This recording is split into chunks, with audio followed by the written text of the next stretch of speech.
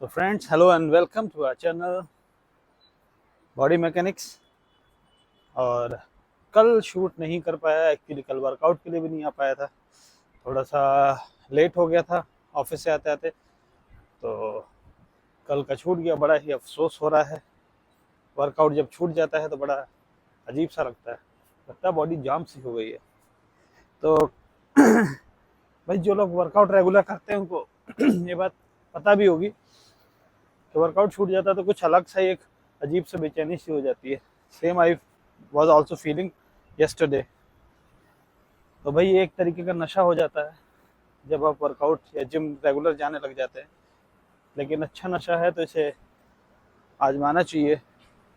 तो हम भी अपना जो है इस वर्कआउट के मज़े लेते हुए अपनी लाइफ में आगे बढ़ रहे हैं। और अभी हम पहुंच गए हैं क्लब के सामने, तो अभी हम पहले मज़ा लेंगे वर्कआउट का। तो वर्कआउट में आज प्लान तो मैं बैक का वर्कआउट करके आया हूँ, क्योंकि इस वीक बैक का वर्कआउट अभी तक नहीं हो पाया है। तो चलिए देखते हैं जिम में जाने के बाद में क्या माहौल बनता है, किस चीज़ का वर्कआउट किया जाएगा। तो पहुंच गए हम क्लब में। आज अभी नीचे कुछ बच्चे भी दिखाई दिए थे, वो भी अपना कुछ डांस की प्रिपरेशन कर रहे हैं। चलिए तो पहुंच के अंदर फिर करते हैं।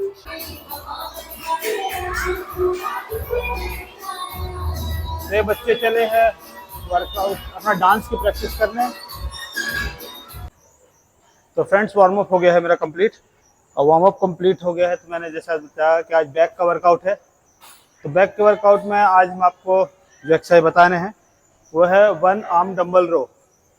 जो बेंट ओवर बारबल प्रेस हमने मारी थी उसका ही डेरिवेटिव है। डंबल हाथ में होने से बेनिफिट ये होता है कि हम उसे कॉन्ट्रैक्शन मसल्स को और ज़्यादा दे सकते हैं। डंबल में आप वेट वेरी कर सकते हैं। कमी ये होती है कि डंबल राइट हैंड थोड़ा पावरफुल होता है, किसी का लेफ्ट हैंड पावरफुल होता है, तो ये ज़्यादा वेट उठा पाता है, कम उठा पाता है। बारबल में दोनों साइड इक्विवेलेंट वेट आ जाता है, क्योंकि वेट ट्रांसफर हो जाता है बारबल की वजह से। डंबल में इशू यही रहता है कि इससे आप थोड़ा ज़्यादा मार पाते हैं, इससे कम मार पाते हैं, या इससे ज़्यादा मारते हैं, इससे कम मारते हैं। ओवरऑल वर्कआउट बहुत अच्छा है बैक की मसल्स के लिए। मैं बिल्कुल अभी आपको लाइट डंबल पे इस वर्कआउट को बताऊंगा, क्योंकि पोजीशन फॉर्म सब कुछ बतानी है।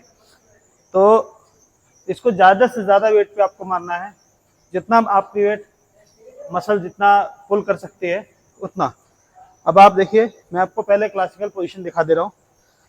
ये बेंच का बिल्कुल सेंटर वाला पार्ट है, इस पर आपने लेफ्ट नी रखनी है अगर राइट आर्म से डंबल रो करना है।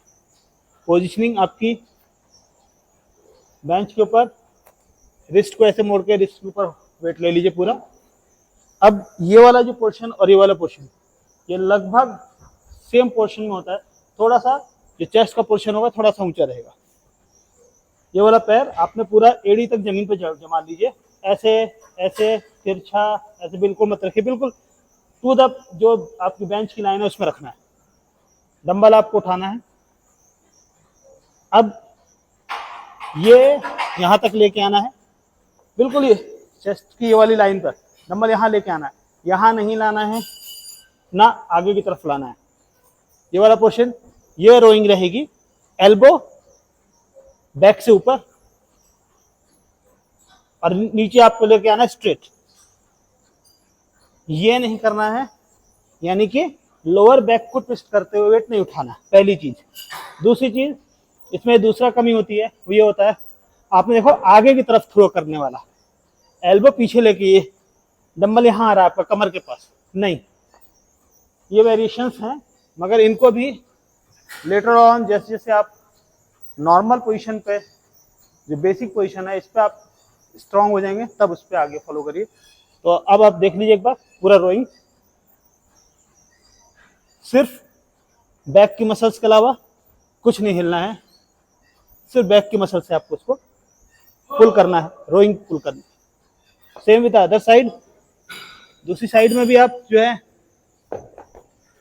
बीच में सेंटर में रखिए, पोजिशनिंग सीधी रखिए, सामने देखिए और रोइंग कंटिन्यू करिए।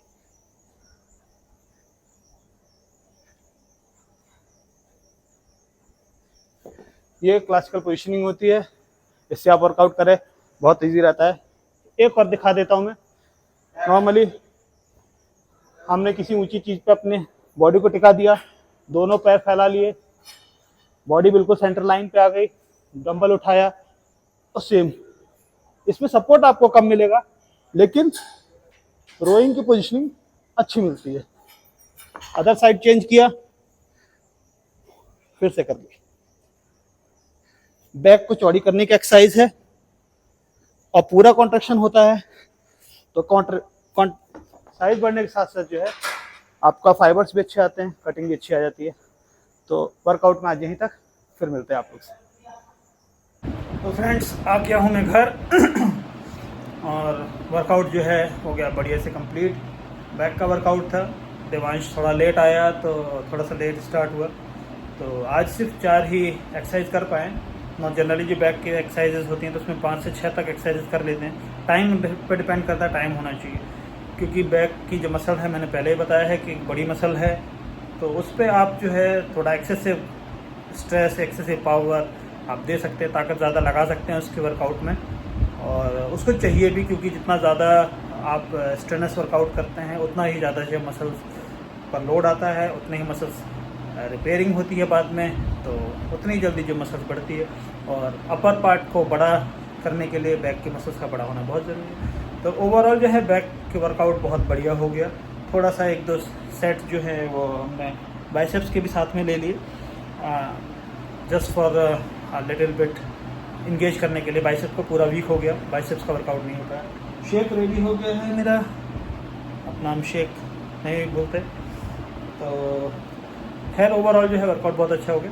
तो आज थोड़ा सा 2-3 बच्चों के साथ बात हो रही थी, नए बच्चे थे, तो बड़े ही अच्छे उनके क्वेश्चंस भी थे, और मुझे जब उनके क्वेश्चंस सुने तो बड़ा अपना, जब मैं वर्कआउट स्टार्ट किया था तब के क्वेश्चंस याद आने लग गए कि हमारी बॉडी कब बनेगी, हमसे वेट क्यों नहीं उठ पाता है, या कौन सा वर्कआउट जो है ज़्यादा करना चाहिए, कौन सा कम करना चाहिए। बहुत सारे क्वेश्चंस होते हैं। बेसिकली एक्चुअली ये मैंने जो ब्लॉगिंग चैनल स्टार्ट किया है, मैं सिर्फ पहले सोचा था कि सिर्फ जो एक्सरसाइज होंगी उस एक्सरसाइजेस को बताऊंगा और उसके छोटे शॉर्ट्स वगैरह या मिनी ब्लॉग अपलोड कर दिया करूँगा। पर काफ़ी साल होने के बाद भी जिम से रिलेटेड एक्सरसाइजेज लोगों को पता होने के बावजूद भी अभी बहुत सारे मिथ्स, बहुत सारे क्वेश्चंस, बहुत सारी चीज़ें हैं जो बाकी हैं, जो अननोन हैं, जो वर्कआउट करने वाले हैं उनके लिए। तो उसके बारे में डिस्कस करने के लिए एक प्रॉपर ब्लॉगिंग चैनल होना चाहिए था, इसलिए मैंने ब्लॉगिंग स्टार्ट करी है। अभी सब्सक्राइबर्स जो हैं थोड़े से भी कम हैं, तो मैं उस पर डीपली अभी बात नहीं कर रहा हूँ। अभी कुछ वर्कआउट्स ही सिर्फ लोड कर रहा हूँ, क्योंकि ये बातें ऐसी हैं जिस ज़्यादा से ज़्यादा लोगों में शेयर हो सकें।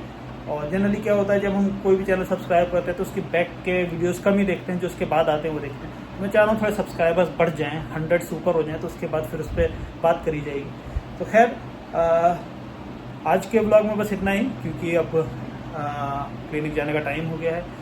तो नेक्स्ट ब्लॉग में देखते हैं कौन सा वर्कआउट कवर होगा, और फिर मिलते हैं आप लोग से। चैनल को सब्सक्राइब कर दीजिएगा, वीडियो को लाइक कर दीजिएगा। होप सो आप लोग को पसंद भी आ रहे हैं, क्योंकि अच्छा इंगेजमेंट हो रहा है। तो thanks for watching the channel. Bye bye.